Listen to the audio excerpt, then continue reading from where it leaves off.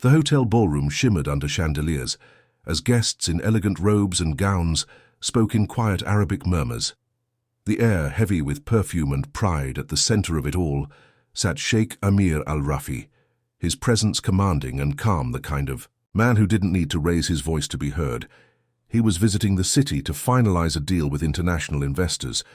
Yet even among the elite, everyone seemed to study his every move, as if power itself had taken human form across the room. A young waitress named Layla moved silently, balancing a tray of drinks. Her dark eyes lowered her posture. Graceful, she had been working there only 3 weeks, and already she'd learned that in rooms like this, silence was safer than attention. Her co-workers whispered about the Sheikh's temper, his wealth, his charm.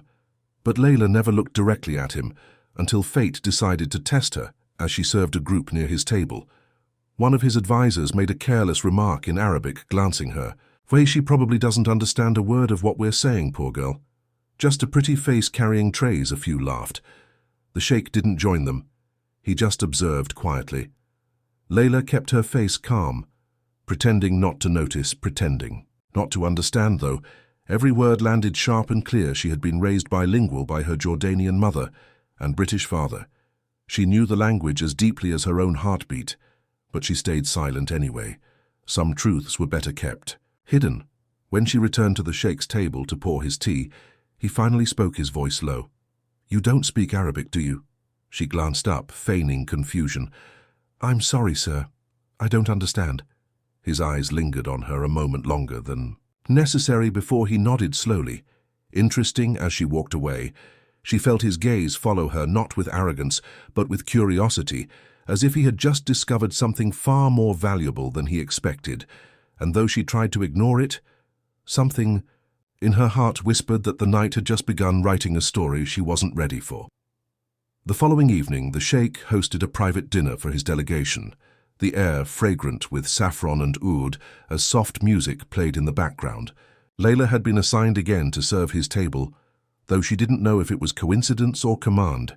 She moved carefully, avoiding his eyes, yet she could feel them on her with every step. One of the guests began joking in Arabic about how Western staff could never truly understand their culture. Their words polite on the surface, but condescending underneath. Layla's chest tightened, but she stayed quiet, pouring water and setting plates with steady hands. Then the Sheikh spoke, his tone calm but firm. "Perhaps respect is not something bound by culture or language, gentlemen." The table fell silent, his gaze flicking briefly toward Layla before shifting back to his guests. Later that night, as the dinner ended, the Sheikh rose and walked toward the balcony. Stepping out into the warm night air, the city glittered below him. Layla was about to leave when he turned his head slightly. "Stay," he said. She froze, unsure if he was speaking to her, but his tone left no room for doubt. She walked forward, standing a few steps behind him. He spoke softly, still looking out at the lights. "I know you understand Arabic." Her breath caught, but she didn't respond. "You translated a phrase under your breath earlier. I heard you." She hesitated, then said quietly, "I didn't mean to intrude, sir. I only wanted to keep my job." He turned to her fully, his expression unreadable. "You hide intelligence like it's something dangerous." Why? She looked down. "Because people see smart women differently." So he smiled faintly, a truth sharper than any sword. For a long moment they stood in silence. Then he said, "If I asked you what they were saying last night, what would you tell me?" She met his gaze finally and said evenly that they mistook humility for ignorance. He nodded slowly. "That's what I thought." When she turned to leave, he said quietly, "There will come a day when I ask you something again in Arabic, and I'll expect the truth." She frowned, confused. "Why would you do that?" He smiled faintly.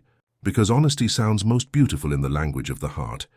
She left that night with her pulse racing, wondering why a man like him cared about someone like her, and what truth he would one day ask her to speak aloud. Days turned into weeks, and the Sheikh's stay extended longer than expected.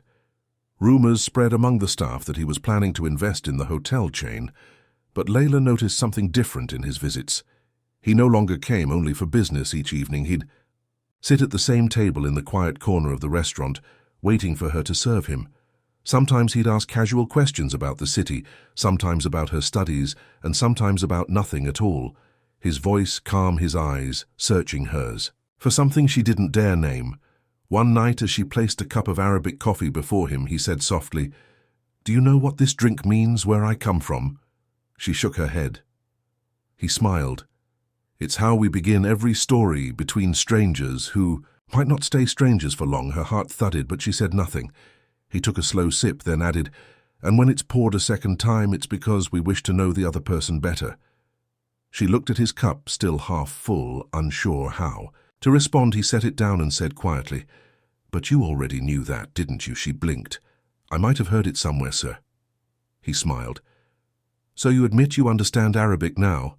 She blushed, caught between fear and laughter, and nodded slightly.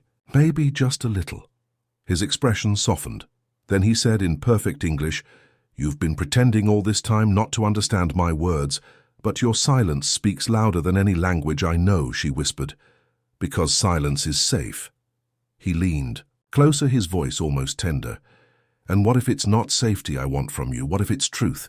Before she could answer, one of his advisors entered. Reminding him about a call, he nodded, but his eyes never left hers. As he left, he said quietly, "In Arabic, one day you'll stop pretending, and when you do, I'll be listening."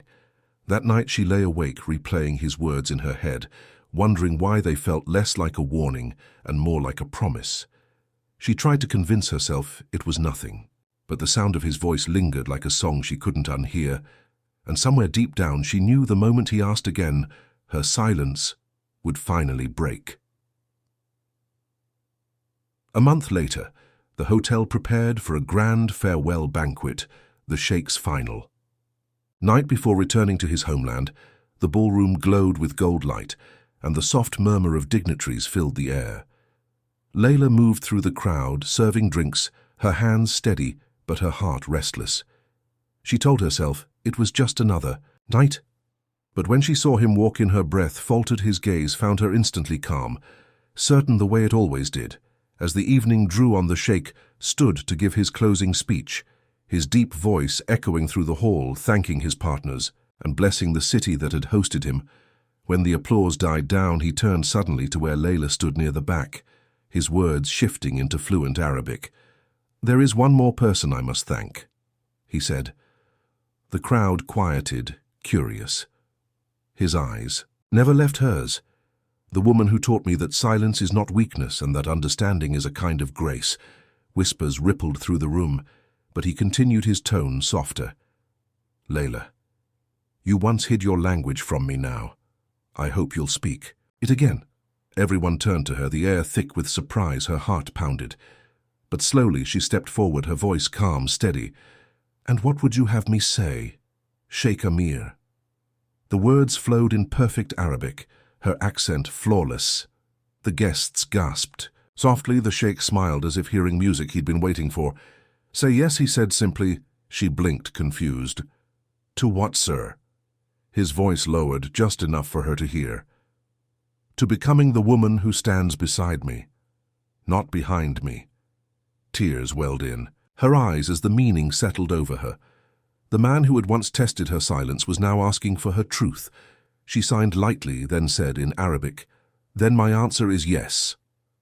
The room erupted in applause, some cheering, some whispering, in disbelief, but neither of them heard any of it. All they saw was each other. Later that night, as the guests drifted away, the Sheikh took her hand under the soft glow of lanterns.